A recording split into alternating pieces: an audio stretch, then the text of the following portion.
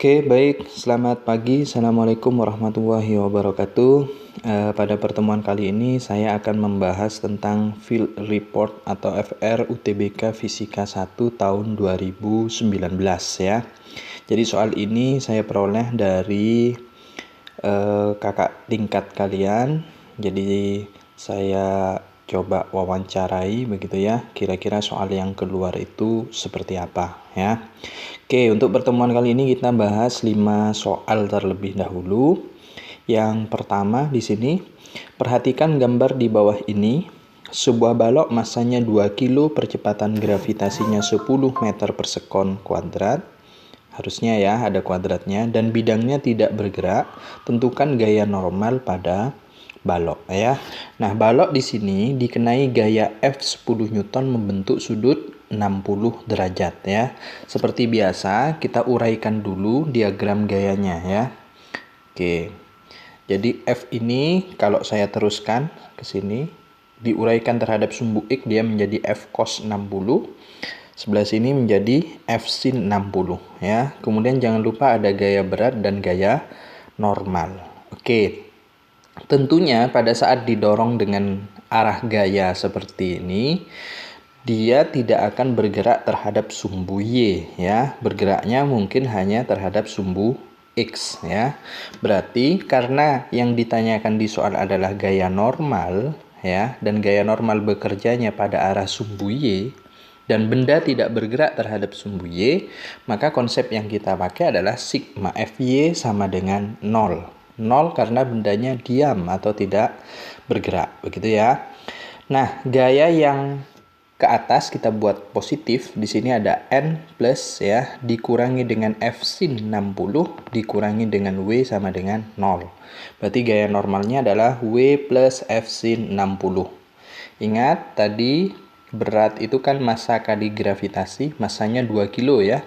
Oke, berarti 20 ditambah gaya yang bekerja adalah 10 Newton, sinus 60 adalah setengah akar 3. Maka kita peroleh 20 plus 5 akar 3.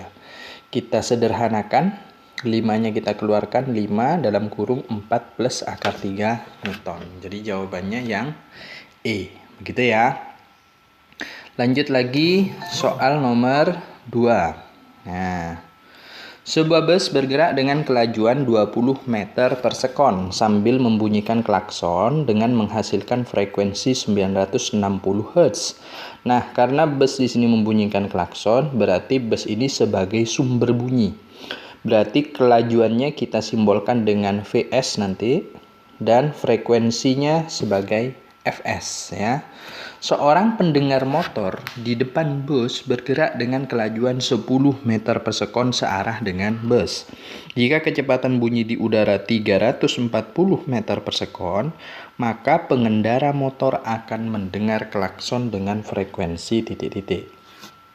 Oke, kita tuliskan dulu yang diketahui. Kecepatan sumber bunyi 20, ini kecepatannya bis ya. Frekuensi sumber bunyinya 960, kecepatan pendengar itu 10 meter per sekon. Kemudian cepat lambat bunyi di udara 340 meter per sekon. Yang ditanyakan berapa frekuensi yang terdengar ya. Ini materi efek Doppler ya. Persamaannya kan Fp sama dengan V plus minus Vp per V plus minus Vs dikali dengan Fs. Nah, bagaimana menentukan tanda plus minus di sini? Kita gunakan konsep PlayStation PS. Tadi di soal pengendaranya itu ada di depannya bus ya, bergerak searah. Berarti kan pendengar bergerak menjauhi sumber karena dia ada di depannya.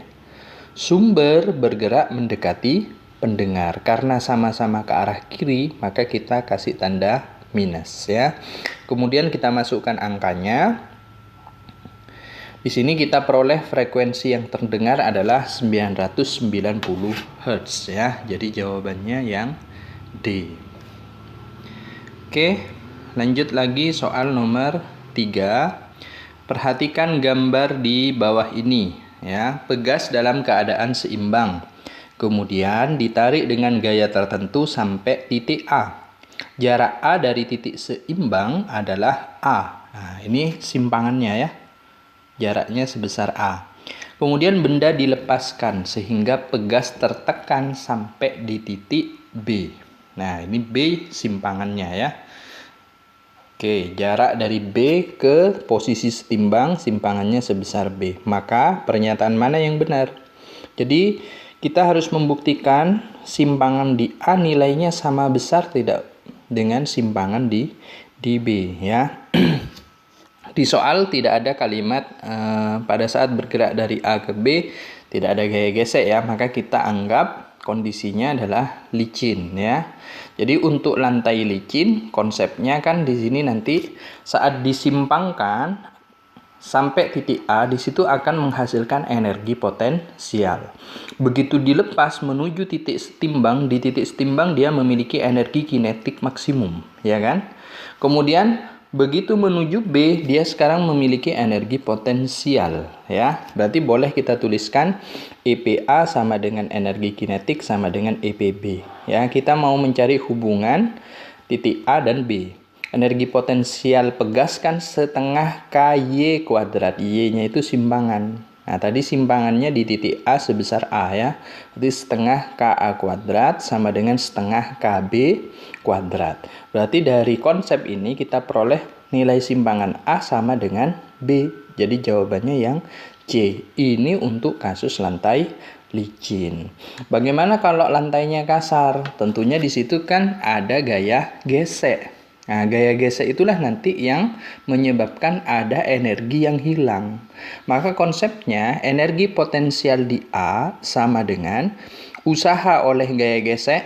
Nah, ini nanti yang mengurangi nilai dari energi potensial di B ya. Jadi EPA sama dengan usaha oleh gaya gesek ditambah dengan EPB. Oke, ingat gaya gesek kan persamaannya usaha oleh gaya gesek kan gaya dikali dengan perpindahannya. Gaya apa? Ya gaya gesek. Gaya gesek itu kan koefisien gesekan dikali gaya normal. Dalam hal ini gaya normalnya sama dengan gaya berat ya, M kali G. Kemudian dia berpindah, S nilai perpindahannya adalah A plus B ya. A plus B. Karena A itu jarak dari titik A ke posisi setimbang ditambah dengan jarak dari posisi setimbang ke titik B. Ya, nah inilah energi yang hilang. Karena ada energi yang hilang, otomatis nilai simpangan A itu lebih besar daripada B. Simpangan B pasti berkurang karena tadi ada energi yang hilang karena gaya gesek. Gitu ya. Kemudian soal nomor 4. Sebuah peluru ditembakkan miring ke atas membentuk sudut 53 derajat terhadap arah mendatar dengan kecepatan awal V0 10 meter per sekon dan percepatan gravitasinya 10 meter per sekon kuadrat. Tentukan jarak terjauh yang dapat dicapai peluru. Oke, yang diketahui di soal adalah sudut elevasinya 53, kecepatan awalnya 10 meter per sekon, percepatan gravitasinya 10 meter per sekon kuadrat. Yang ditanyakan adalah X maksimum, jarak terjauh. Nah, kalau kalian ingat persamaan mencari jarak terjauh atau jarak maksimum pada arah horizontal dituliskan dengan persamaan V0 kuadrat sin 2 theta per G. Kita masukkan V0-nya kan 10 dikuadratin jadi 100 sinus 2 kali 53. Tetanya 53. Kalau kita kalikan langsung, nanti kita akan kesulitan. Sinus dari 106 berapa ya? Kan susah. Nah, ingat di konsep trigonometri, sin 2 theta itu sama dengan 2 kali sin theta cos theta. Ya, jadi diubah penulisannya seperti ini agar mudah ya. Jadi gravitasinya 10 kita coret dulu ya. 10 kali 2 20, sinus 53 ingat 0,8, cos 53 itu 0,6. Kalau kita hitung jarak maksimumnya atau jarak terjauhnya adalah 9,6 meter ya.